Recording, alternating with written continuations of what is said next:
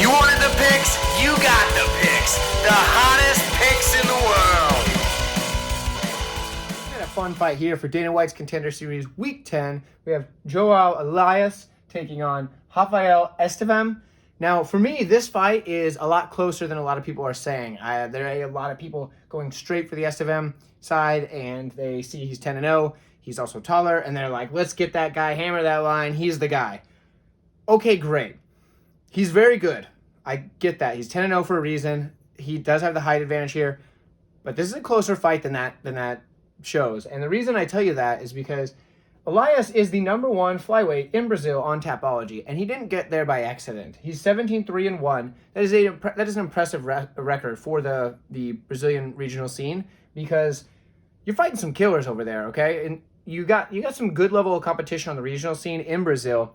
So I don't think this fight is as close as, or as far apart as a lot of people are picking it to be. I think it's a very close matchup, and in fact, I don't trust this one on the cards. I will not be betting on this card, or on this fight, I mean. I do not recommend that you do the same, but if you are a degenerate like some of us are, that is okay, and I will give you my best prediction and breakdown that I can, so you can put this one on your cards if you want to. Just don't blame me if it's wrong, because I am doing my darndest on this one, but I don't think it's clear, cut, and dry, okay? So, with that said, let's get into the breakdowns here. The biggest discrepancy in size is going to be the height.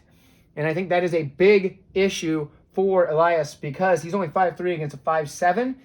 For this matchup particularly, that is not going to be good for him, because what Elias does to close distance is swings wild with his punches. He throws power, slinging big, looping shots, okay? So that's going to be tough against a guy that has quite a bit of reach on you. So for Estevam, if he can throw a couple of straight shots, he's going to prevent him from Elias from closing that distance.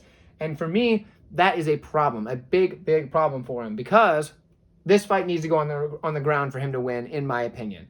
I don't think that he has the ability to strike at range with a guy who is that much taller and has a bit more crisp striking. I've seen him throw straight shots in his video, in the footage I saw.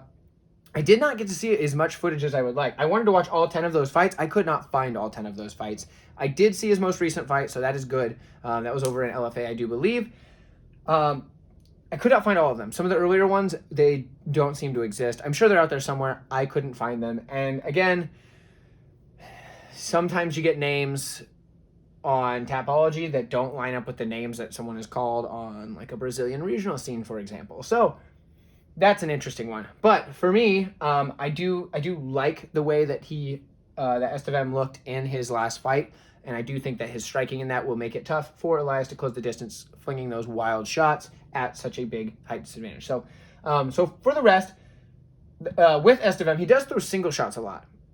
That's okay sometimes, but he doesn't really throw in combination in any of the videos I saw. He didn't throw much combination of strikes. He does usually want to use his wrestling anyway, so the single shot will set up that takedown. But I don't know that that's the best path to victory for him here. He typically will use his wrestling to control the pace of a fight. Even if it's on the feet, he's using that wrestling to control the fight, because you know that takedown's coming. And his wrestling is very, very good.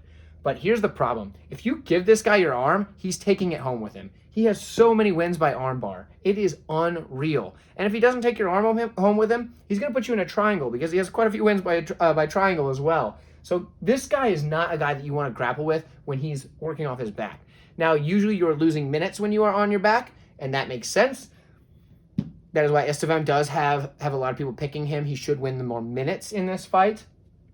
But Elias does have that insane armbar. And he also, obviously, like I said, he has some triangles, but he also looks to improve position more than a lot of fighters do off their back. He's always trying to get a better position, and even in a lot of his arm bars actually do come from him gaining mount and then taking the arm and, of course, getting the win, because that's what he does. With this also, his takedown defense is so-so, probably because he doesn't care if he gets taken down, because he has those arm bars, triangles, whatever. The dude's good. His takedown defense is not great, but he doesn't need it. I mean, he should probably work on that, I guess. It's, you want to be well-rounded. But to my point, he hasn't needed it because he does have really, really good submission skills. But his striking defense is also not so good. He does get hit a lot. He does have a really strong chin, but getting hit means you're losing the fight. So there you go. Like, you don't want that. So for me, I do like Elias a lot I do think his fighting style is very dangerous for a guy who uses wrestling to control a fight. I do think that Estevam is the more, he's the better minute winner. And in a fight like this, I will slightly edge the minute winner. If these odds get out of control and Estevam is a very, very, very big favorite, I might lean the other way because I am a bit of a degenerate, as you probably can tell by me making a channel about picking fights. So, yeah, okay, maybe I got a little degenerate in me. But this fight is staying off of my card unless these odds get crazy. I do think Elias has a really strong path to victory here. I'm not confident in that. I'm not confident in either side.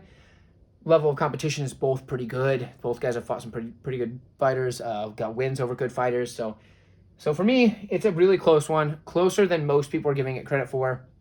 Let me know what you think in the comments. If you think I'm correct in Estevam, if you think Elias has this one down, I probably don't disagree with your argument, but I'd love to hear it anyway. I'd love to go back and forth with you guys. As always, I always do say that. Please like this video, and if you have enjoyed this and you'd like to see more content like this, more Dana White's Contender Series content, UFC content, we just started doing Bellator content, go ahead and hit subscribe for me so that way you can continue to see this content in the future and you'll know when my videos come out.